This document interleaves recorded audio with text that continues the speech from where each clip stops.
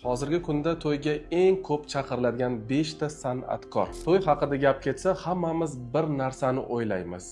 Qaysi san'atkor kelarkan-a? Va bugun sizga to'yga eng ko'p keladigan 5 ta san'atkorni aytib o'tamiz. Birinchisi bu eng zamonaviy hit qo'shiqlar egasi Munisa Rizayeva.